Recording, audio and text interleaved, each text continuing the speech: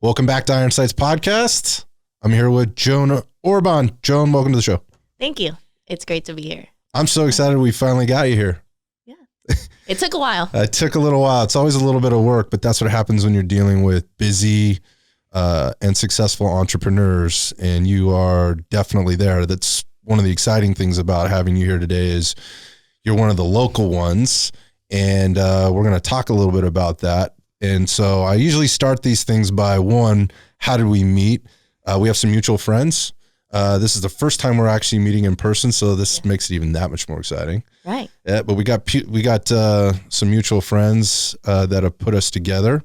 And the second part of this is I always like to give a little bit of a bio. So I'm going to give everybody a little bit about what I know, and then we're going to dig into all the details of that. But basically, you've been in martial arts for the better part of your entire life. Pretty much 20 years. 20 years is a long time to be doing anything. And I think that definitely at this point probably qualifies you as a subject matter expert at a lot of things within the martial arts field. You're also a business owner. You own the United Bay Area Karate Club here in town, which is actually fairly new business, but it's becoming wildly successful very fast. So we're going to talk a little bit about that too. But this 20 years in martial arts, man, you've done so many things. So I want to talk about those things. But and I don't even know where to start really, but I would love to hear a little bit about like where this all started for you and how we even got to this point. Mm-hmm. Okay, well, it's not a Cinderella story. Let me tell you that. That makes it even better for me. I cannot wait. Yeah. Well, let's start with my parents. Yeah, let's do that. Because I wouldn't be here without them. Okay. First generation American from the Philippines. Dad came here when he was 19 years old, adopted by his aunt and uncle because, they were the only ones who was able to get him here and actually give him the opportunity to have a life outside of the Philippines.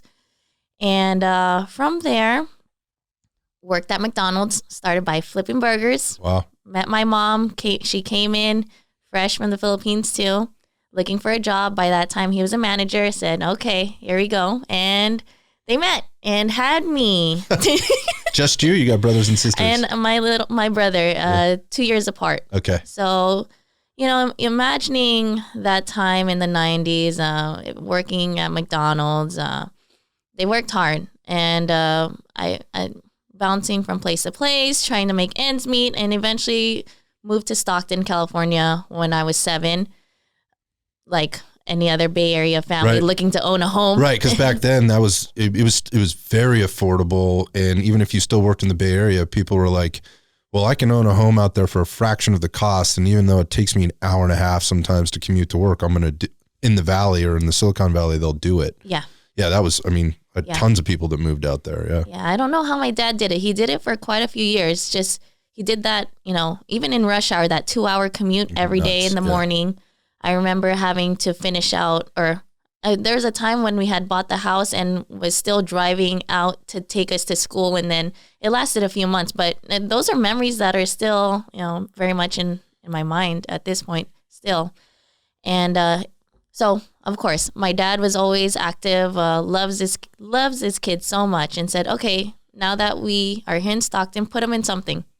So Yellow Pages, there was a karate ad, and first thing my mom did was sign us up for the free trial. I don't even know, if I did good. I could have been, the suckiest kid in class, but... How old were you? I was 7. Okay, yes. So, you're just kind of getting familiar with your body and how to move it around a little bit. I don't even remember my first day, but okay. Definitely after that, it was part of my life. And at that time, my sensei, he was the vice president of USA and KF, the national governing body.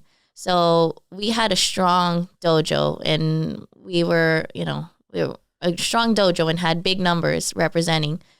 And it's funny because at my first tournament, I don't think I even placed. And then my dad said, okay, let's yank them out. I think it was my mom who said, no, we're going to keep them in. And the following year was the national championships. and here in San Jose. Okay. So he hosted it here in San Jose, and I won a gold at the national championships at 8. So from 0 to hero, like over a course of a year. Yeah, and then that's when all these all these ideas came to my dad's mind. It was my dad. Like, I can't say like. I can appreciate that. Yeah, he was like, no, this is it. We're invested, and surely I had, nice uniform, kicking bags at the house, and all these like new things, and I was completely invested in. I love that. In the competition team as well. Winning tastes good, doesn't it? It does, and it's like, one thing. One of my senseis told me this a long time ago. It's like, you have to hate losing more than you love winning. That's me. Yeah. So that's me all day long. Like, I'd rather not lose. Yep. Like anything but lose. Yeah, I love that. That's I've been saying that my whole life too. Mm-hmm. And I think after that day, or when I came back from that tournament, my dad told my sensei what I had said, and he sat me down in his office. He's a big sensei, and he was like, "What'd you have to say to your dad?" And I said, "I want to be a world champion one day." And then it's like, I haven't looked back since. So, I mean, there's been so many things that have happened, but at 8 years old, you're a champion already. You're a gold medalist. That's a lot for a 8-year-old to deal with, right? Because you haven't really talked about what kind of a commitment does it take, by parents and by the kids in order to achieve that kind of status or that kind of success. Because this is not something you just show up and do. Mm-hmm. So what's the reality of the training, of the commitment? How do you balance school at that young of an age? Yeah, well, I don't think I had any choice. And because I didn't know anything else. One, just going to karate, 4 times, 5 times a week, knowing that you had private training on the weekends, additional 2 training, 2-a-days. Like, I was doing 2-a-days already, and I'm looking back at it, I was like, wow, how did I do that? I wouldn't even imagine 8, 9, 10-year-old to do that. Mm-hmm. But I was already I was like bred like at such a young age, and I think I was a guinea pig to this all, a product of my environment as well. So yeah, it's so hard. It's like I don't even look back at it because I'm like, yeah, I did it. Like, why can't you do it? Right. Yeah. So it's interesting. So it's not too much different than. So I've had kids involved in athletics, and in order to be competitive, there has to be a commitment to it. It can't just be there's recreational sports, and then there's being, a competitor, and then there's all different levels of competition, and everybody has to have their goals aligned there and their values aligned there in order to really make that successful. I guess what I mean by that is if dad wants it and kids don't want it, then there becomes conflict, and ultimately something's got to give, and it usually doesn't end very well. Yeah. In your case, we've got alignment there. The other thing is I imagine that you watching your parents work as hard as they did, particularly your dad, and the dedication that he had to you guys as kids, there was like an acceptance of, well, I have something that maybe other kids don't have, and that, I'm going to respect what my father wants me to do, or this is just what we do. Mm-hmm. This is just what we do. But I compared and contrasted to, like, this doesn't sound much different than things I've seen happen with swim team, right? Where the kids are in the pool at 5 in the morning, and then they're back in the pool at 4 in the afternoon. Or basketball practice, where they're the competitive basketball, or the competitive baseball, where it never stops, right? You're playing on 2 teams at a time. So this is not super uncommon, and this was happening when I was a kid too. Yeah. But it could seem very foreign to a lot of parents and a lot of kids at this point. I guess at this kind of point in time, like, wow, she said she didn't really feel like she had a choice, but at the same time, maybe kids don't need a choice at that age. Right. And now that's a touchy subject. Yeah. So let's talk about it. I'm just throwing it out there. We're just talking. Well, and I've had a lot of parents like say, oh, well, speaking for their kids, but one, it's just a kid. So they don't really know what they want. Mm-hmm. It's the parent's job to guide them. Mm-hmm. Now, as long as they're aligned, like, okay, let's say it could have been any sport that I'm not saying that I would have been like this karate champion per se. My dad could have gave me a basketball And that would have been, I'm sure I would have excelled. He could have given me anything. Mm-hmm. And I'm sure the first thing that I would have picked up I would have taken it all the way. Mm-hmm. So, I mean, there you have to think of those factors too. Sure. But, yeah. It's got to be in the kid, right? Yeah. Kid has to have the drive and the want to, and there has to be a reassessment process along the way of, is this the right place for my kid? And they need to have some, part in making those decisions. Who are we really doing this for? Mm-hmm. Okay. So, I think we can get into that maybe a little bit further down the road with you as a coach, right? And as now a business owner, and having to deal with that dynamic probably pretty often. Mm-hmm. Okay. So, I mean, doing it as an 8-year-old or doing it in elementary school is one thing, but if you want to be a world champion, if you thought you'd been working hard at that point, I'm sure things had to change. Yeah. And what does that look like? So let's say I'm 8, 9, 10. We're doing a bunch of local, national events. And here I am. What is it? When I was 12, they just opened the national team to the 12, 13-year-olds, because before it was only 14 and up, or 14 to 18 years old. So it was that year that they opened it up to 12, and I'm in that category. All right. So I think that summer I was like, okay, this is what I'm doing. So now I was already going to karate at least 6 days out of the week, if not 7. And I just turned it up a notch even more. And I don't know how much more it could have been, but whether it was a 12-year-old running 3 miles a day, or was it going to practice 2 times a day, I made the difference, and I made the national team at 12. Mm. So if that, and then I skipped the whole part, but well, let's go back. What did we skip? We skipped. I think it was 2008 when the recession hit. Yeah, it was exactly then. And that was that time. So even before this, I can't say my dad was the only one who was working hard. It was my mom, because she was the one holding it down and taking the kids to practice, to everything. Okay. So they did their job, both of them. It's like, I can't discredit my mom. I love my mom. But, moms are the best. They're the best. So, but at that time, recession hit. We're one of those families that were hit hard. Okay.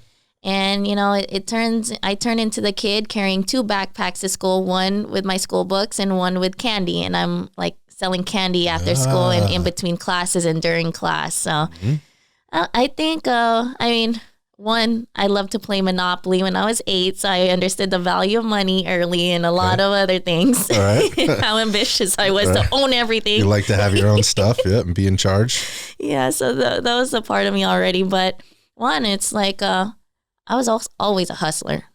Like, I had a full backpack of candy, and by the end of the day, it was gone. I made it. And that essentially funded a lot of my travel. If you could think about the turnaround with candy to travel. Sure. No, I got you. With regard to karate, because these tournaments aren't cheap. Right. Right. These meets cost money. Right. The equipment costs money. Yeah. So it was that time, and I made the national team, and we realized that, oh my God, I'm on the national team, and I'm going to go to Santiago, Chile to represent Team USA at 12. How'd that feel?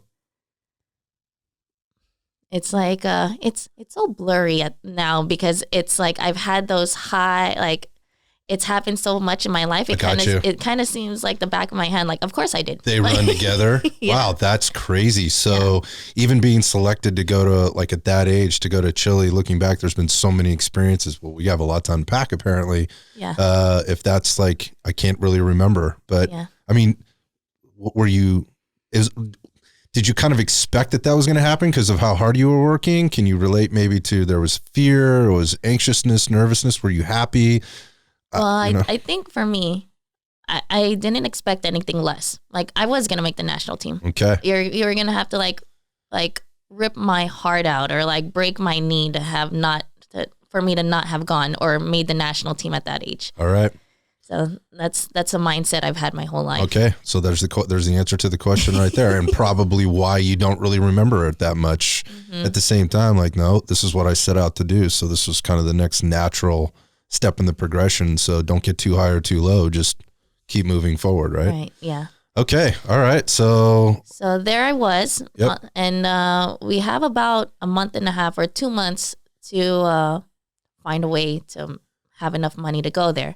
So it was like, we're at that point, we're Filipino. My mom was just like, Thursday nights, we were like rolling lumpia, making like lunch packs. And like, she would go to work. She worked for Southwest Airlines and would sell lunch boxes to her coworkers. Wow. And to make extra money. To make extra money to send me there. To fund this stuff. Mm-hmm. And it was like, I get there, and 2008, I won. Okay. Continental champion. Wow. North and South America. So we're only moving up. We're going all the way to the top. Yeah. I have a question, if we can pause for a second, because so you're doing all this extra work to try to fund it. You're going to practice, or you're training at least 2 times a day, 6 days a week. We're rolling lumpia. We're hustling for extra dollars by selling candy at school. Let's talk about school and academics. How are you doing in school? How is that whole dynamic? Is it balanced? Were you as good a student as you were, an athlete? Let's talk about that. Yes, I was a straight A student my whole life. Why am I not surprised? And of course, there was times where I'm like literally like trying to finish. I'm doing homework, and the next thing I know, I wake up at 6 a.m. My face is on my textbook. Yeah. And like, there's times where I'm like stressed. I'm like, I don't know how I'm gonna do this, but I make it happen. You figured it out. My whole life, I'm like, I've always made it happen for myself. So you've already got the entrepreneurial spirit, right? You understand the value of the dollar, right? You understand hard work and it paying off. You understand mindset. You become a continental champion, and this is at 12, right? The first year, you have to be at this point turning some heads. And so I'm wondering about the culture of karate. It's something I'd like to kind of delve into a little bit. The culture of the sport and where you're fitting in, whether or not you are fitting in.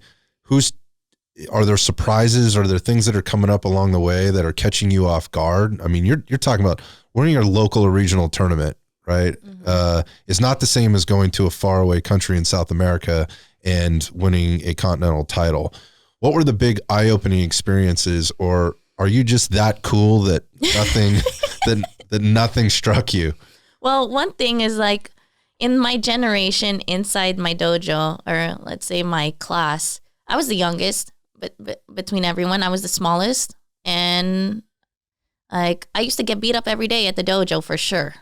But what that did to me was make me stronger, and when I went to competitions like regional, local, national, I didn't lose because I'd get beat up every day by the big by the big guys, the big kids, yeah, the big air quotes kids, yeah. The big boys. Because like there was no such thing as holding back. Like, you're a girl. I don't know, early 2000s, just in general. Like, kids are different. Like, I don't care if you're a girl, I'm gonna hit you. Right, right. I get it. Yeah. Like you showed up, so this is what you signed up for. Yeah, and there's been times like I've left practice like in tears and just like, man, like I got beat. You got yeah. Let's talk about. I mean, was there ever a time in tournament or in competition where you got caught off guard, or somebody beat your ass, and you walked out of there going with maybe questioning your skill, questioning your self-esteem, any of that stuff?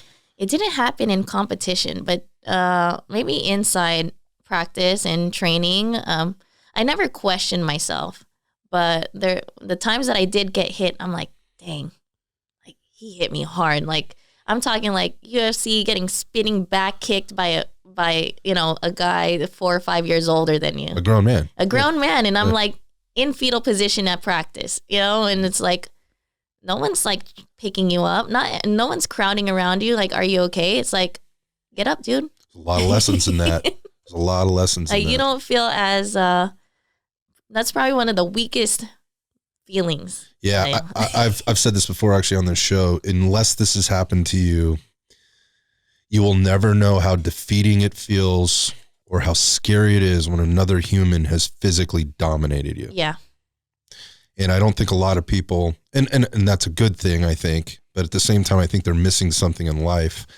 I think it's a good thing that not so many people have experienced this, but those people that have, whether it be in competition or in some traumatic event, outside of competition, will tell you there's no feeling worse than that when you just know. Like, there's nothing you can do. And it will, my experience will do one of two things.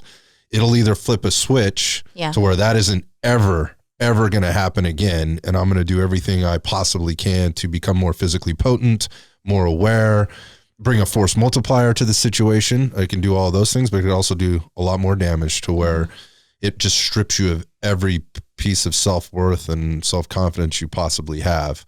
And that's a scary place, I think, for people to be. Yeah. Well, my first concussion was when I was 10. And I was at the US Open in Las Vegas and took a kick to my neck. That's the first time I felt like from this room to pitch black. Wow. Woke up, I'm like looking, like my dad's next to me, like all these referees are standing above me. But I think that was the closest thing to fear that I had coming back from that injury. Mm-hmm. The month coming back, I was just like, I don't know if I'll be able to come all the way back from this. Yeah, like I'm 10 years old and now I've never been worried about getting hit ever, and now I'm in practice hoping that I didn't get hit in the head.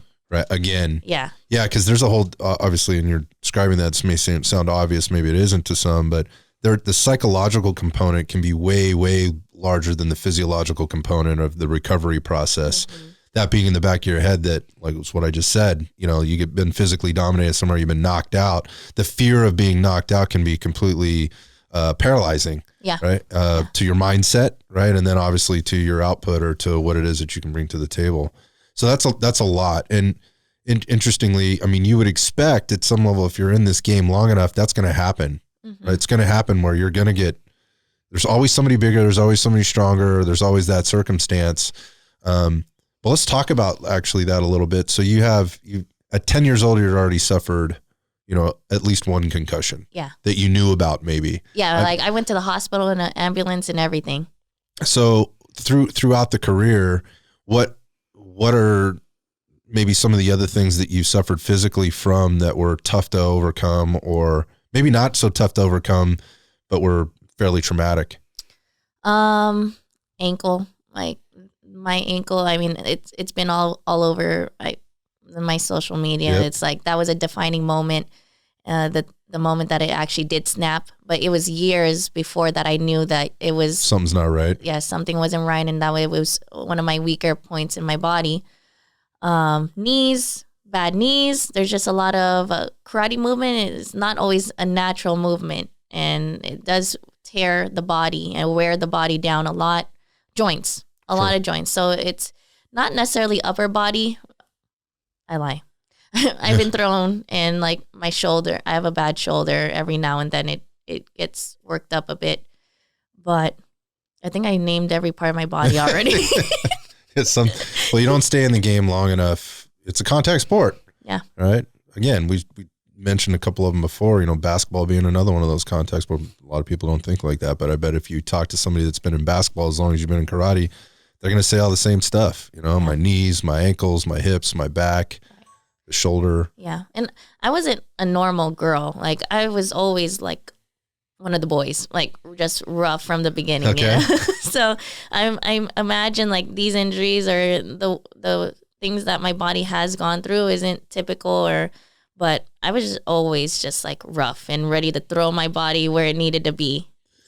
So let's talk about the social dynamic of being an athlete at competing at the level that you've competed at, being a straight A student, having to do a lot of extra work in order to get there, not just physically, but financially. What's life like? I mean, do you have friends? Are there time for friends? Is there time to be social? One thing I do know about my Filipino friends' family is everything. Yeah. Right. And so there's a lot of get-togethers. There's a lot of support for one another, and it's being social is extraordinarily important with friends and family. How was that growing up for you? You know what? I know I missed a lot of things growing up, and my life was just about karate. So like it was just immediate family between me, my dad, my mom, my brother. That was like our life. Other than the other karate families who are on the same boat, you know, taking this seriously, taking this route aggressively, we naturally made our own clique. Mm-hmm. So as far as social wise, I was around a lot of people who wanted the same thing. And we're supporting you. Mm-hmm. So that's not necessarily a bad thing. Yeah. Right? Yeah. And support. Yeah. I'm like, of course there's always competition. Sure. So it's like, whether it was like a healthy competition or negative competition, it did push me. So I was always around in a competitive environment growing up. Gotcha. Mm-hmm. So you've competed now at the world level almost, right? And you've won this continental championship at very young age. I mean, 12 years old, you're just you're a young girl. Yeah. I mean, we're not even moving into I won't even qualify that because I have some daughters. Like, I won't even qualify that as a young woman yet. I mean, we're getting there, but at 12 years old, like, you're a kid. You're a kid still. For sure. All right, so now you've got this title, and I'm sure that support group is like, we're going to do whatever we can to get this our kid here to be a world champion. How does this escalate? Where does it go from here? You know what? It floats a little bit for a few years. I make the national team consistently every year. Mm-hmm. I take home a few bronze medals. You know, still it's bronze, but I take home a few. You're top level. Yeah. Yeah. Okay. Yeah, and it's like no one can touch me in the United States. I take bronze, you know, outside of the country, and at the world stage, I like there was like a missing piece that I wasn't getting, but. What was it, 17? When I turned 17, I'm like, man, like, I need to really, like, there's got to be something I could do. So I pick up CrossFit. I'm like, let me start, like, a real, like, something, because I didn't know anything about, like, fitness or strength and conditioning or anything. Strength training in the karate game is not well adapted. Yeah. And there hasn't been much science or study around it yet. Still, or to this day, we're still maybe 10 years, 15 years behind any other sport. Yeah, for sure. I mean, you're seeing it in the MMA world, but that's a totally different sport, right? But and they can tell you how important that type of strength and conditioning is, and you know, in terms of being a world champion there. But certainly, on the karate side, it's much different. Right. Exactly. Okay. So you dip into CrossFit. Yeah. I'm like, what can I do? I'm like, something to hold me accountable. Somewhere I could. And the easiest thing I know how to do is go to a class, and that's what I did. And at the time, Coach Vince, he was the best, like literally the best, like strength and conditioning coach. Taught me everything that I know about lifting. Mm-hmm. Like before that, I didn't know anything. And if he told me to run through a brick wall at that time, I would have done it. This is the best kind of coaches. Yeah, exactly. Yeah. Especially for somebody like you. Yeah, and I'm sure he'll see this. Shut up. All right. And it really just took me to another level. I said, this is my last year as a junior, or not really, but I will turn 18 years old. And instead of fighting for the junior national team, I'm transitioning into the senior national team, where I'm fighting like pretty much my heroes, the guys that I looked up to, 18 to 34 years old. If you're 18 and you're fighting a 30-year-old, that's a huge gap. Right. Huge. And so it's interesting what you're saying there is it's the choice. What is the thing? You know, what is the thing that I can be doing to move from bronze to gold or go from bronze to world champion? It's not, I need to spend more hours in the dojo and further develop my skills, right? And while skills acquisition or skills mastery is probably the point you're at after that many years of doing what you were doing, what you're looking for is more baseline fundamentals and an advantage physically from a strength, power, right? Maybe quickness, agility type of perspective, which would also, in my mind, start, if done properly and applied properly, if you got a really great coach like Vince, it's probably helping you with your resiliency as well, your recovery and your ability to withstand the practices and the things that you're going through. So you get into this stuff, and now because you're recognizing, well, now I'm fighting professional level fighters. Yeah. Right. These are people that this is what they do. This is their life, and it's been their life. Right. And they're 17 years my senior. Yeah. Okay. So you show up and? I show up. I make, what did I do? I make the junior national team again. Mm-hmm. And then I also, did I? It's like all blurry. Yeah. But I make it to the finals my first time as a senior. Okay. And sure enough, I go into the Pan American Championships one more time, or at 18, and I win. You won? Yeah, I won. So between 12 and 18, there was that gap where I just took bronze. Mm-hmm. Some couple years I didn't take anything, and I filled that gap. I make the difference by just applying a program. Right, getting stronger, getting faster. Like, and actually, I was really crazy at that time because I would go to work out 9 to 10 in the morning, go to the dojo, work out, and then I would also run 5 miles at night. Yeah, that's crazy. I don't know how I did it. Ask me to do that right now. I'm like, are you crazy? So I do have a question. I will ask you this. Like, so the fight that you had to win gold, who was that person? Was that somebody that had been on your radar, or somebody that like been hanging up, like a picture of somebody been hanging up in the dojo your whole life, or like? No. And if that's one thing about me, it's like, well, at least at that time, everything was just like this. I was like, I don't care about anything. I don't care about anyone. I'm just going to go out there and fight. I got you. I love that. Yeah. Yeah. There was no distractions. So it's like whoever they put in front of me is I got a job to do. Yeah. But at a certain point, it changes once you're a professional athlete. And once I understood a different side of the sport, now I was paying attention of who was who in different countries, especially when I started going to the Premier League events, the international events. There's a full league, like an NBA, like karate NBA. So talk about that. Explain that, because I'm not familiar. Yeah. So when I do as much as I did so much my junior career, like beautiful career, and I had trouble transitioning into the senior team, and at 21. You mean like from the social dynamic perspective, or from your karate with the karate skills? Okay, gotcha. Karate skills. So now, like skills, I kind of plateaued at that time. So now I was trying to search for how can I pick up my game. I've already gone to the Pan Am Games at 19 years old, and that's like so it's not lack of experience. There is a lack of experience, but between North and South America, I was fine.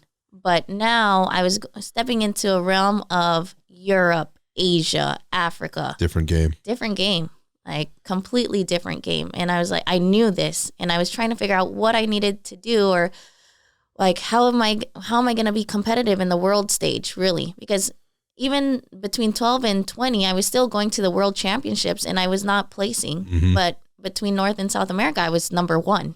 Yeah. So it's like clearly there's a gap to fill there. Yeah. And what are these people doing that I'm not doing? Right. So at 21, I moved to Indonesia. Gotcha. For a year and a half. And then after that, I moved to Kazakhstan, a year and a half, training full-time athlete. No shit. No S word. Sorry. That's crazy. So, and you're 20 at this point? Now I'm 24. Okay. And between that time of so that would not have happened if I didn't, because in 2016, the 2020 Olympics were announced and karate was in the Olympics for the first time ever. At that point, yes. At that point. And I had already moved. And I said, oh my God. You'd moved from the United States. Yeah. So being on the U.S. Olympic team was not going to be an option for you? Or if you wanted it to be an option, you were going to need to get back there? No, not at all. It's if I really wanted a chance to just even get to the Olympics, I just needed to take this seriously and find the funding to support me living abroad. Got you. Okay. So what I did was I drafted a letter, and I found all these big organizations and even reached within my own network and put up a GoFundMe, like going towards the 2020 Olympics. I've done this, and that, and I fundraised enough to support my life. Wow. And it doesn't take much because I'm living abroad. It's not like America. It's not like you're living in San Jose, California. Exactly. Like everything costs 10 times as much as it does everywhere else. I spent $20 today. Like, I don't know. It's like the dollar menu is not even a dollar anymore. Yeah, exactly. Yeah, the dollar store isn't even the dollar store anymore. Right. Gotcha. So I did it. I found a way, and next thing you know, I'm competing independently because I wasn't on the U.S. team yet. I didn't make it one time or whatever. And now I'm going to Dubai. I'm going to Paris. I'm going to Morocco. To compete? Yeah. And try to qualify? So the way that ranking, it's a ranking system. So pretty much top 10 ranked athletes in each weight class will go to the Olympics. That's the easiest way to put it. Okay. It's much more it was much more complex than that, but that's the best way I could put it. So it's not like each country has a team, right? And you just have to qualify like within your country to be on that team, and then you go. Yeah. It's much broader than that. It's definitely broader. So at that point, I didn't even need to be on. There's athletes that weren't even on their national team, but they were going out there kicking butt politically. For political reasons, they didn't make the national team, and you could see how that could happen. Sure. I mean, it's like, because there's a certain amount of judging that goes on, right? Yeah. It's like a lot of sports for that matter. Like politics inside the country, like 1,000%. I mean, look at factors. Whether it's ice skating or, some other sport where there's a judges panel. Weightlifting was a huge one. I mean, that the sport of weightlifting, particularly at the Olympic level, is taken a lot of heat in the last 10 years because of the politics that are involved. People not making the team that was clearly, this person is the best suited representative, but for whatever reason, somebody or a group of people didn't like that person, so they didn't make it for whatever reason. So you're competing like the rest of these people. You're kind of moving. You're going wherever you need to earn your top 10 in the world. Exactly. Okay. And I think that's where my story takes a special turn. Is that I believe, I think that when I first stepped into that circuit, I was ranked 130. Within a year and a half, I was 6th in the world. Wow. So I did what I had to do. Right. And it's like, no one can get mad at me, like, who knows sports, who like really loves the underdog, who like, you know what I mean? I'm like, people could say whatever they want, but I did what I had to do for my career. Yeah, I got you. So and you'd been doing that your whole life. So my whole life. This isn't any different. It wasn't any different. And that's really what it is. And, between that and COVID, changing to the Philippine team and opening my dojo, I did what I had to do my whole life. So you ultimately, and then there's some politics involved here. You ultimately go to represent the Philippines on the Philippine team. Got you. And then COVID hits. Yeah. Right. And then everything just turns just messy. Everything's just crazy. And so that's got to leave like a vacuum. What next? Mm-hmm. And that's when the business starts. Yeah. So I'm, how do I even start? Between me getting injured. This was the ankle? Yeah. Okay. The ankle, that put another reason that put me out. Between that and between changing to the Philippines and COVID, I'm here in a brand new city because it was when that time that 3.5 years that I was out of the country, my family moves back to the Bay Area. Okay. So from Stockton. Okay. And I'm just like sitting here like, I don't know anyone. Mm-hmm. And I'm like, what do I do? Like, it's the middle of COVID also, or it's just the beginning of COVID, and one of my best friends, Mike Lee. Yeah, we know Mike. Of course, Mike's going to fit into the story somewhere. Mike Lee. Yeah. Right. So Mike Lee, we were chatting, and he was like, "What are you doing?" And I'm like, "I'm just waiting." And he's like, "What are you waiting for?" Waiting for what? Yeah. He's like, "I'm I'm like, you know what? You're right. So from that conversation, I started outdoor classes. And so you just put the word out and said, hey, I'm just this instructor. And I'm sure at this point, with all the success you had, you're going to have some followers and people are going to know about you. Or maybe they don't. Catch me up here. Well, yeah, I did skip. I skipped a whole year. So actually, it was like between the time that I was out and that transition period between countries that I filed my business license. I thought I'd never be able to fight again or whatever. So I was preparing to open my dojo or take that step. So I already signed the lease to my building, made like everything, all the legal, all that. Most people don't realize that. Yeah. Like you don't just walk in and, sign a lease and you have a business. Right. Everything has to be created. Right. Making a logo. Yeah. Everything has to be created. Yeah. But, so that time, that was 2019. Mm-hmm. Very, very pivotal point in my life. Like my eyes were so wide open and saw people who I loved and disappeared, and all these people who came out of nowhere come into my life. So, and I'm just like still going for the ride. Nothing was really registering me. I was just moving forward with everything. Mm-hmm. And it was that time in my life where, I'm getting all the business things started that every Saturday, Sunday, I would show up to the local farmer's market and pass out flyers. I love this.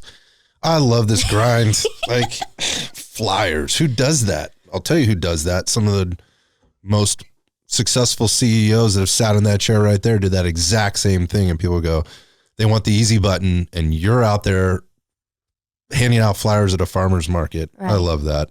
Yeah, I've done that. I've done cold calls to like kids' occupational therapy, saying or passing out flyers there, like just driving up and down San Jose, passing out flyers, making calls, being freaking, what was it?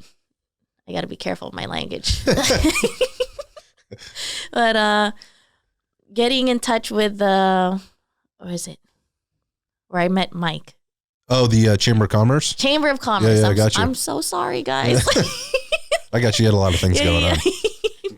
The chamber who connected me to him, right? Mm-hmm. So I'm just putting myself out there in San Jose. I don't know anyone. Like literally, I have one cousin that I was seeing like every few days, but other than that, I was like a stranger to this town. Gotcha. And so between that, I was on the weekends passing out flyers, and I just took this email list that I had created a year before, and now we're in COVID time. Yeah, in anticipation, yep. Yep, and I said, I have all these emails. Let me just send a mass email right now. Boom, 6. And that was probably between 50 to 100 emails that I had. Okay. And I had a hit for 6. Started classes. Even within the 6, one of them happens to be my sister. Okay. So 5. Hey, you start with what you got. Look, that's how Red Dots got started. Yeah. I mean, it was the same way. It was like you just start emailing and texting and calling everybody you know. You hit them on Facebook. That's what I had at the time. Actually, I didn't have a Facebook until I started the business. One of my business buddies was like, dude, you got to have a Facebook. I'm like, I don't want a Facebook. Yeah. If you're going to have a business, you got to have a Facebook. So start a Facebook. But the bottom line is you start reaching out to everybody you know, right? Mm-hmm. Next thing you know, I had 4 or 5 clients. Yeah. And then there's 4 or 5 more. And then there's 6 more, right? And then that's when I took a serious dive into the social media world. Mm-hmm, because before that, and call me stupid, I know. When I was at the height of my career, 6 in the world, everything, I didn't have any social media. Then we're both stupid because I didn't have anything until like 2017. Well, stupid meets stupid. Yeah, exactly. I guess we're both that way. So. Yeah. So that's like, I don't even have like, I don't even have any kind of following. Yeah, I got you. Point, but I dive into it, and of course I hear talk all around the country. Oh, what is Joane Orbon doing? What is she posting, and why is she posting like that? But they had no idea what I was on. Yeah, she's on a mission. Yeah. So sure enough, I pushed my social media, and if anything, that's the reason I am where I'm at right now. So you're at a time now where kids are locked down. Yep. Right. This is the height of COVID, right? Or at least in the first 6 or 8 months of 2020, when people have been sitting around long enough, and you're talking about offering some classes out in the park. Yeah. Right. For just kids. Yeah. And so all of a sudden you wind up with a couple of kids and you're able to go out there in the park and do your thing. How quickly? So then you get on social media, you're starting to post a little bit there, some pictures of what's going on in the park. Yeah. And then this thing just starts to snowball? Pretty much. So, it's funny. It's, I started with Sakamoto Elementary, and that's like deep in South San Jose where my dojo's at already. Mm-hmm. It turns into 6 and 12. And, I'm sitting there, I'm just like, I want this bigger. Like, I want more. Of course you do. Yeah, of course I do. It's me. Right. And so I go on my social media and I'm like, okay, what can I think of? What can I do to reach out to more people? So I look up Silicon Valley, for example, on Instagram. So there's like Silicon Valley moms, Bay Area moms, this and that. And I see anything that's really even related to Bay Area or San Jose. I start sending out messages. Hey, I'm so-and-so. I'm teaching classes for kids. I think you have a great, following for kids. If we could create some kind of partnership. Sure enough, I meet up with a popular mom in the Rose Garden area. And next thing you know, I'm teaching karate at the park, Municipal Rose Garden. Yeah. It's a great park over there. Great park. Just down the street from here. Yeah. Enough to where I had 40 kids out there and the sheriff comes. Yeah. So let's time out for a second, because we were trying to do some things here too. This was the ridiculousness of the lockdowns and what they did. So here you are, you're trying to provide a service to the community. You're getting the kids out, you're getting them moving outside. Parents are like, yes, we want this for our kids. You're outside. And then here comes the local law enforcement and city going, you can't do this here. Yeah. Right. And what are the reasons you can't do it here? What were they telling you? Did you apply for a permit? Right. I'm like, what? Like, I'm just in class. Right. I'm just outside. Yeah, these are the things you learn after the fact, right? I'm like, of course. Like, the city wants to make their buck.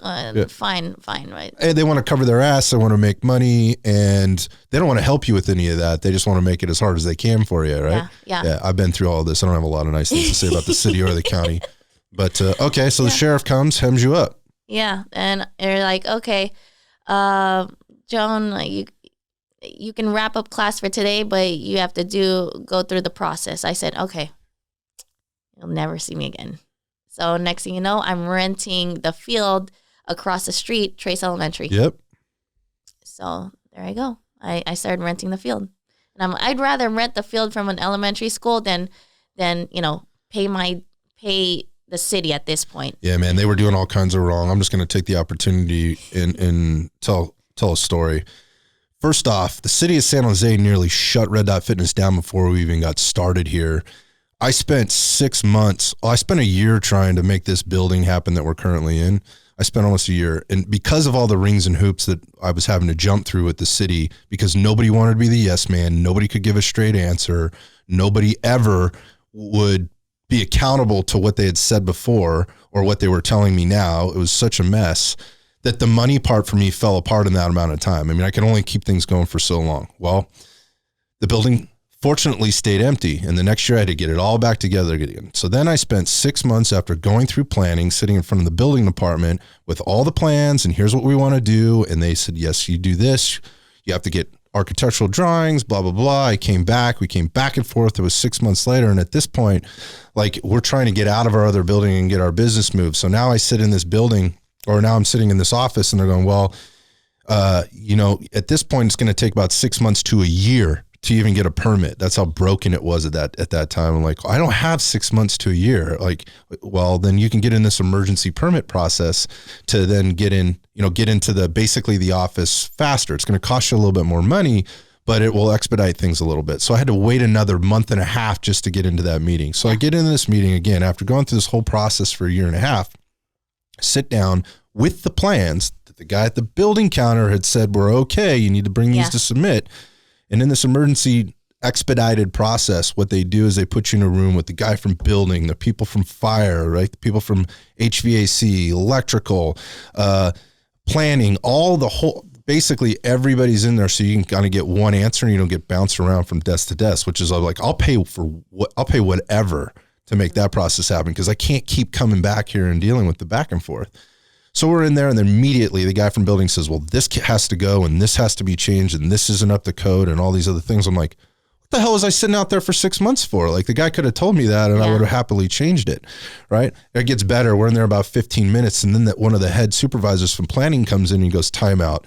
He goes, you guys got to stop all this. He goes, your business isn't even, or that building isn't even zoned for you to have that kind of a business in there. And I was like, whoa. I already went through planning and we already went through all of this. Right. And essentially he's like, well, what I can tell you is there's a bunch of legal issues going on with that building, and you're not going to be able to have that business there. Now, by the way, I had to be out of the place that I was in like 2 months time. I already had $50,000 worth of equipment on the way. It wasn't like I could call him up and tell him to take it back. And I will not bore you with the rest of this, but what I will tell you is it cost me another 125% to do the stuff. I have a 6,000 square foot building here. There's 1,000 square feet in the back that I was just trying to put a couple offices and 2 showers in. Yeah. My permit fees were $35,000. They charged me $7,000 for a sewer hookup fee. I'm already hooked up to the sewer. Yeah. Like it was the worst situation we could have ever been in. And then it took them a year and a half to get final sign off, because every inspector that came through here didn't know what they were supposed to be doing or looking at. It was a total mess. So I feel for it. And if it sounds like I'm still upset about it, you're damn right I am.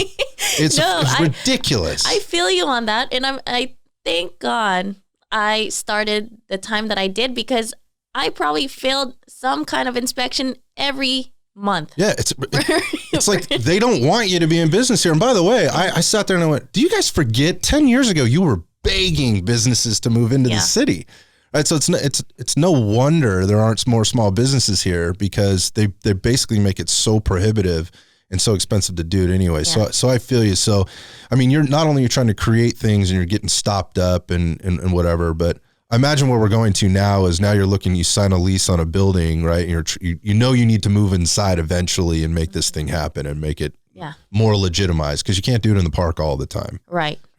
And, you know what, honestly, everything worked out the way that it did. Like, COVID bought me time to build my building out.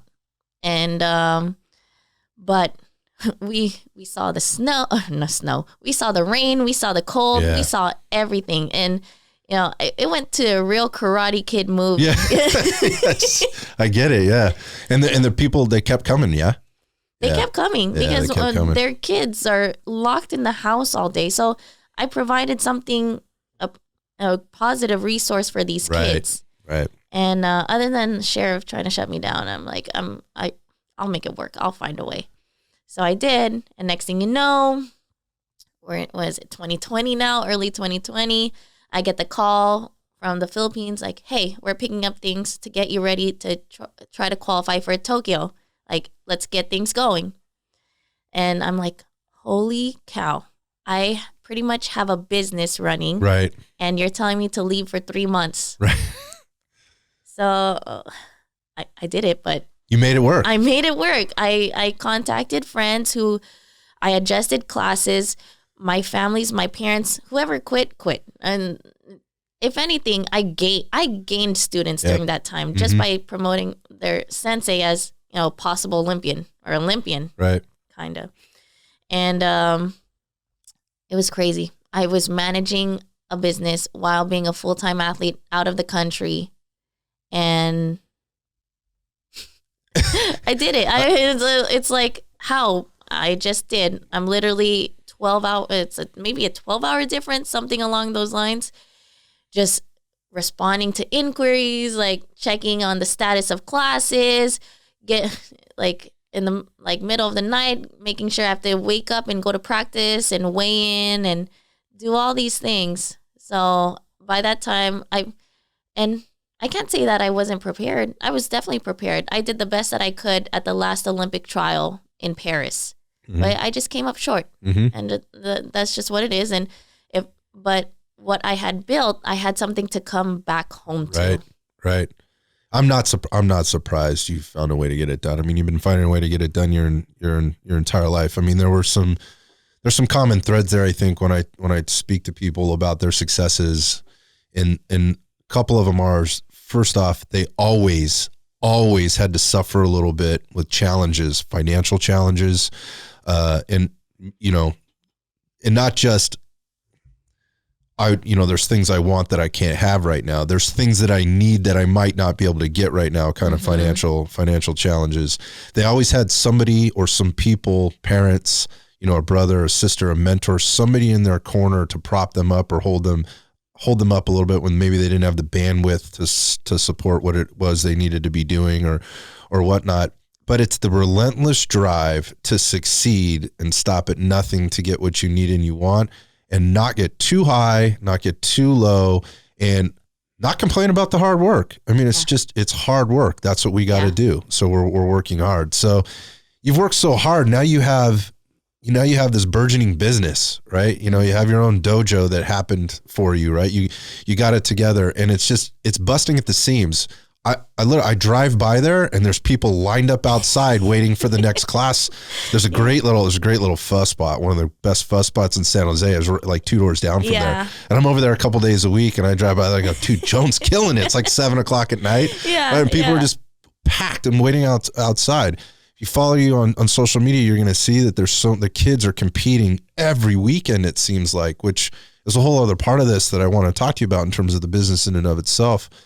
But it goes from having nothing, right, to all of a sudden, to what I just described in less than 2 years. In less than 2 years, and built on the back of hard work and relentless drive to be successful.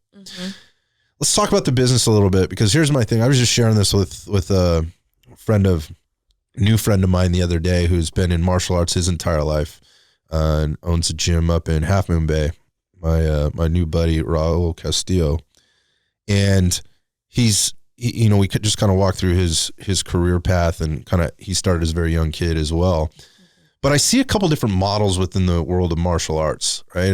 And I was very turned off by one of them, and then which made me very aware when I've seen sort of the other one. And one model is, I got to be honest, it seems like it's just a racket. Like the kids come in, they take parents' money, they're on the monthly subscription. They take them through these classes, they teach them these moves, they do these forms or katas, and then they promote them to the next belt, and there's a little ceremony, and they get a participation award, and then they get moved on, and kid needs a new gi, and kid needs a new belt, and if you want to have the practice t-shirt or the practice gi that the other kids have, then you got to buy this. There's just there's a business to it, but to me, it's lost like some purity within the martial arts itself. Like, what are you really teaching these kids? And then there's another model, right, where the kids are learning some very functional and practical skills, and they're being tested within those skills through fighting. Let's call it what it is. It's not just sparring with the same 5 kids in the class for the entire time they're going to that school as they graduate from belt to belt to belt, or whatever it is that they're promoting them on. These kids are showing up to tournaments, and they're legit fighting in tournaments, and it's safe and it's controlled, but things happen. I mean, you just mentioned you got a concussion or whatever, but that's what karate is, right? And I guess my point of this, the bigger point of this is that I want to bring up is what I see is young women and girls that are going at this 110%. I mean, this shit's impressive. Yeah. It's impressive. So I wondered if you could maybe talk about the models and your experience in martial arts, because it sounds like you had the second model your whole life, but what you see kind of happening within the business of martial arts, and how to maybe compare and contrast, particularly if I'm a parent, maybe looking to get my kid into this. Yeah. So, I've had so many great mentors, and the functional part, there's always that traditional aspect that traditional karate has, and however, it's not necessarily smart business wise. I try to balance it in between. One, I have to be providing the best service. You're paying for the best service, and I'm going to teach you karate. I'm going to teach your kids life skills. I'm going to teach your kids, all these values that are missing in society today. Also, the business part of it, you're gonna pay for it, of course, and like nothing's free anymore. Like water's not even free. You know what I mean? And but essentially, I'm going to give you the best instruction that you'll find in San Jose, guaranteed. Like, and so it's up to the parent. It's you will. It's like you have to see it. Like it's such magic inside my dojo. Oh, yeah, it's magic inside the dojo. So from a parent standpoint, it's like, what do you value for your kids? Mm-hmm. Do you just want to pay their way to a black belt, or do you want them to earn it? And I'm going to tell you, if you're not used to working hard for things, you're not going to be a good fit inside my dojo. I love that. Yeah. Like, you know when to say you're not a right fit. There's I mean, and I understand. I know I'm not going to fit every parent's standards of an instructor. Maybe someone wants Johnny to clap for him every step of the way. But if Johnny messes up on a step and is talking back to you at home, I'm going to take his belt. And he's going to do 50 push-ups every day in class until his mom tells me that he's a respectful kid again. Actions and consequences. Yeah. So it's nice because I built a system to where I support parents. So it's not fear, it's respect. We have to teach these kids how to respect their parents, because they brought them here. They're providing for them. The experience. Yeah. The parents are providing you to have this opportunity, because it's not me. I'm not saying I'm gonna build champions. Like I'm not gonna expect you to be a champion like I was, but I'm gonna mold you to treat everything that you do with a champion mindset. Mm-hmm. So I mean, if you wanna follow or join us, that's the expectations. But one, commitment isn't taught nowadays. Loyalty to or commitment to a goal isn't taught nowadays. Now everything's a drive-through. Like, you want to drive through this, and sorry, this isn't gonna work for you. What's happened? Like, how do we get here? No idea. But I mean, how frequently do you run into that in your business? I mean, I know it's sort of fairly fresh and new, but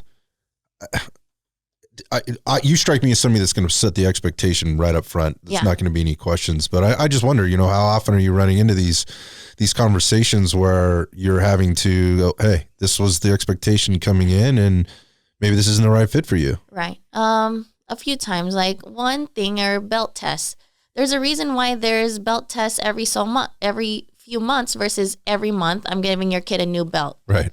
Like, no, it's not working over here. And you cannot pay me enough for you to skip these belts and skip these, essentially, time.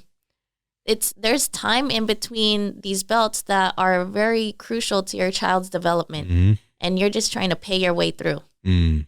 No. Yeah, I think that's we're said this before too. Like, we're sort of witnessing the effects of that helicopter parenting and trying to take kids, trying to do it for the kids, and we're paying the price for that right now as a society. The lack of commitment, the lack of understanding what hard work is, a lot of entitlement, and parents have to take a level of responsibility, and why it's like that. So you did a pretty good job of articulating, I think, like, hey, listen, if what you want is like the turnstile swim school type karate, there's plenty of those places out there. Yeah. There are. But when you come here, we do it this way, and you're either on board with that or you're not. Talk to me about the tournament piece, because again, I see so much of this, and I have to be honest, like, I don't see a lot of dojos doing that. I see them kind of staying in house, or you have, like, it's almost like a franchise. You have these dojo owners that own like 5 of them, right? And they all just run the same kind of school. It's the same system. It's the same thing. There's nothing wrong with that. It's a business, right? Yeah. I mean, but that's not how you guys operate. Like, you're constantly out there testing. Like I said, talk to me about that how you integrate that into the business. Yeah. So of course you could follow curriculum, and you just want to focus on going from a white belt to a black belt. Perfectly fine. But of course, I also have the expertise of taking you from just regular Joe Schmo to possibly a national champion or further than that, of course. So you have the option once you get to a certain belt to be a part of our competition team. And I didn't open that competition team until this year, January 8th. So it's now that I finally opened that part of the program that we have the additional practices, just focus on the sport part of it. Okay. And I've already set our season aside. Like, this is where we're going to be on this date, this date, this date. And in between, it's just about training. It's all about the grind. It's all about all of that. So, I mean, this past tournament in Yuba City, like, just within 3 weeks of focused training, we took 15 kids and came home with 20 medals. That's outstanding. More than half of them was gold medals and silver medals. So imagine 15 of those medals were kids in the finals. So, in 5 bronze, and that's not bad at all. That means you might have lost to either your friend who happened to go who got silver or gold, or your friend, or you lost to the best competitor in that division. So you're already making a name for yourself. I mean, it's I don't expect anything less, but I'm not holding anyone to try. I'm not comparing any kid to me. Right. Absolutely not. I'm not comparing anyone to me. I'm just creating a standard. I love that. So if you're a parent out there, and again, you've kind of already articulated, look, if you want to buy your kid's black belt, there are plenty of places to do that. But, maybe they're not in San Jose. Maybe they're not in, they're not local and they can't come to your spot. What are suggestions you can give parents, in terms of how to vet their dojo, vet their instructors, their senseis? What are the questions they can ask, or what should they be doing, or what are some red flags maybe even that should tip them off right away? Probably not a good fit. One thing is, like, how open-minded is your sensei? Is your sensei willing to reach out and find the right resources for your kid? We're talking about a kid in, like, the competitive field, right? Like, no, Johnny can only train with me and only me, and I only know the right way. Well, Johnny hasn't been winning. So, like, what are you going to do, coach? How are we going to get Johnny to win? Is there someone in your area? Is there someone that you could reach out to that we could possibly work with as a team together? And because you're always going to be our sensei. I'm like, this is like this is a script right now. Because this is how often it happens. Okay. Right? Okay. But is your sensei willing to find the right resources to make your child better? Got you. And that's it. It's like, network is net worth. Wow. That's powerful. Where do you go from here? I mean, is it just total world domination with both your dojo and your athletes, or what's the long-term plan here? Long-term plan, I want to turn San Jose into a karate hub. I love that. Like, there is no reason why there isn't, like, a constant national champions coming out of this area. Like, what's the holdup? I mean, is it resources? I think it's just like in any business, there's just this large gap between the older generation and the new coming coaches and instructors and senseis. It's are you gonna let us in, or are you guys gonna hold that? Got you. Hold that, Yeah, they don't want the new blood or the new fresh blood, the new ideas. I've definitely witnessed that from a business perspective here in the Silicon Valley. There's a lot of old money, if you will, right? Old ideas. And I don't want to rub anyone the wrong way either, but I don't hear you doing that. You're an entrepreneur, right? Yeah. But it's like it's time. Not like get out of the way, but like I embrace this. Like, embrace. I give you my respect. I bow to you too. Like this, but what I have to offer right now is very to the times. And it's either you accept me or not, because I know I'm going to be good no matter what. But maybe others on your side may not, but I don't know. That's not for me. It's like, I know for my people, I'm going to take care of them. I got you. So you were mentioning to me earlier when we walked in, you just had you had a very interesting and productive meeting before coming in today. Yeah. Wondered if you could talk a little bit about that too, in terms of how that and what you think or how you think that's going to impact what you just said. So yes, right now I've become the head coach of the USX team. So that's a U.S. expeditionary team. It's what it is essentially is not the national team per se under the national governing body, but a system of camps that develops youth athletes, a feeding system into USA Karate.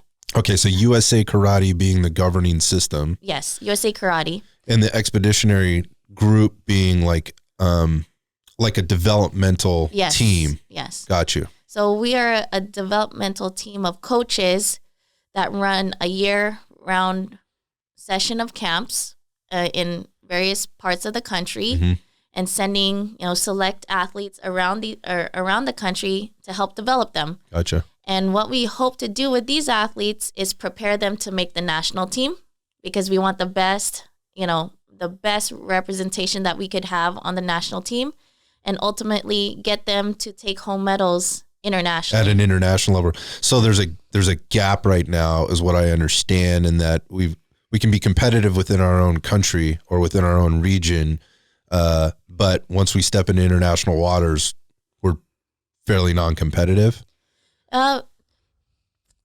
Pretty much. Like, I want to be as politically correct as possible. It could be better. We could do a lot better, and it could be a lot more consistent.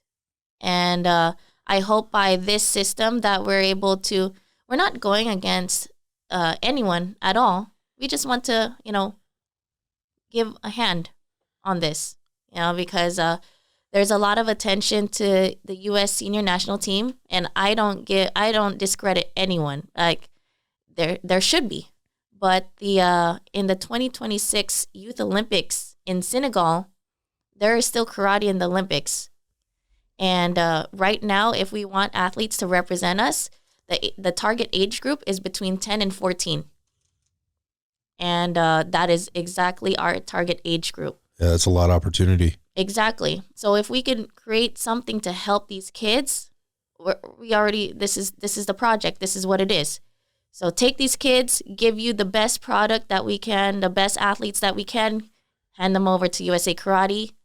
You take it from there. Gotcha. Take it forward. Gotcha. Just do for them what they're not necessarily doing right now, and basically hand them like a stable of kids. It's almost like a farm system of sorts to get people into the pro level.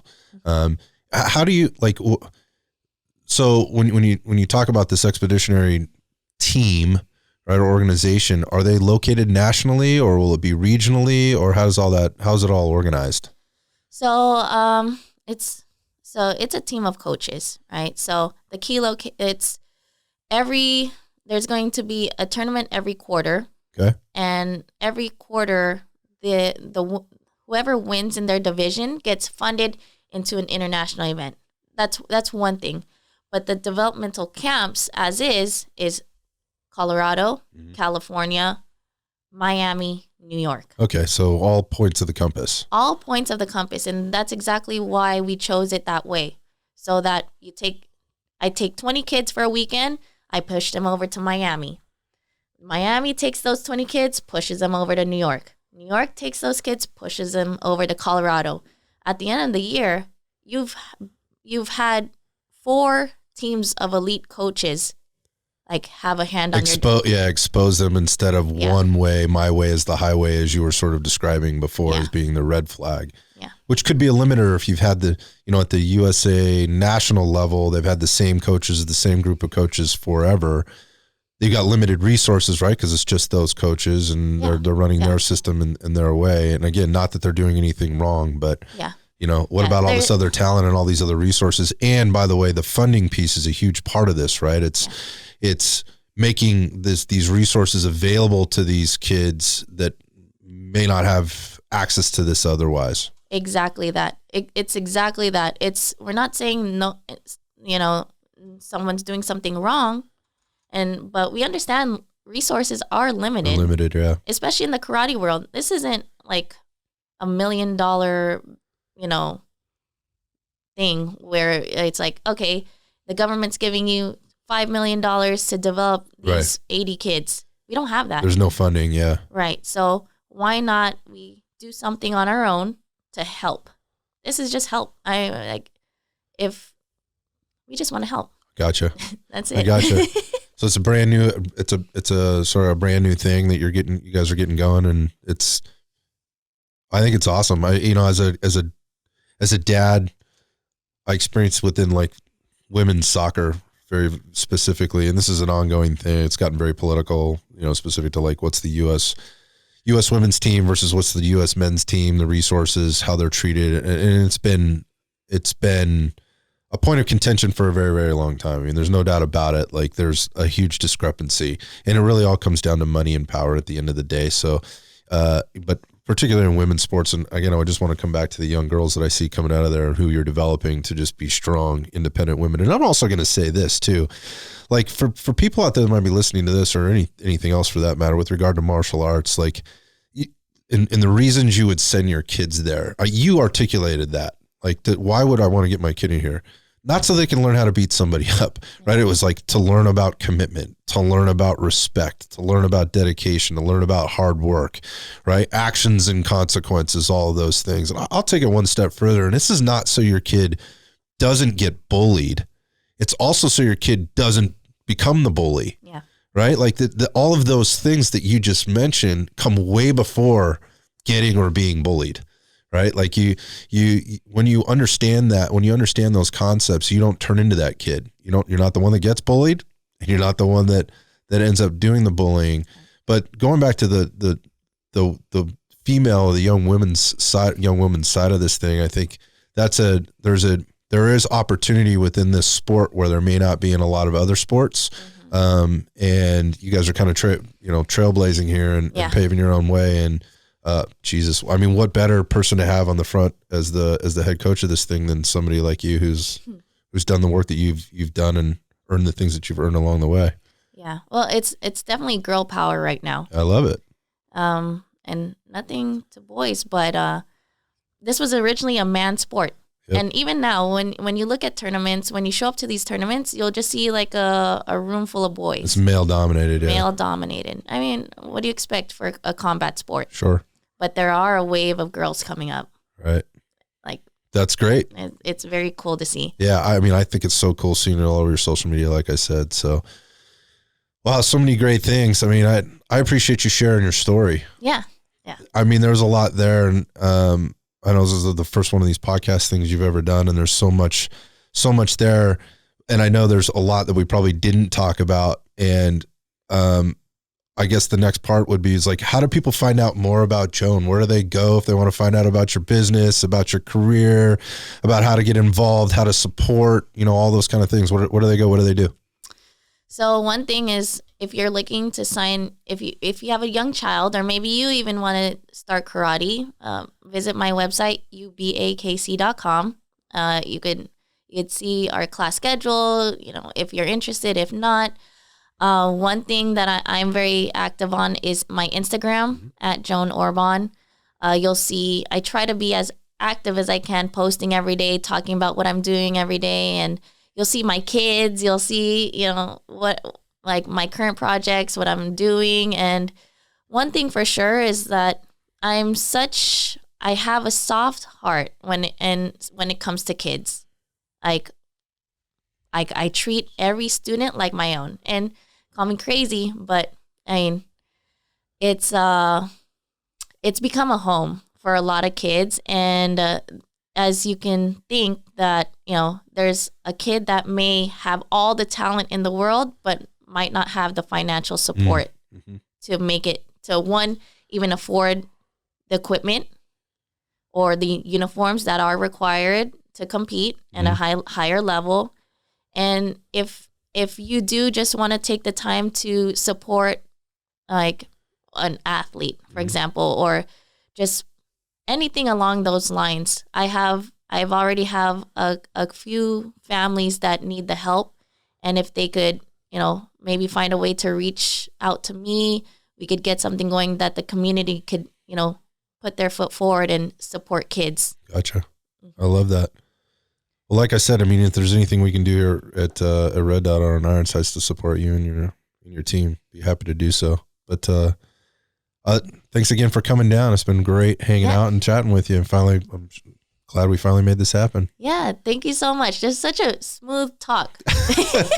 I think you did great. Like I said, it's weird that we're just getting in front of one another now, quite frankly. I mean, I want to know all the talent in the local area and support them the best I can. So I cannot wait to see where this goes for you. Thank you. I can't. So I'm going to keep my eye out. Thanks again. Thank you so much. See ya.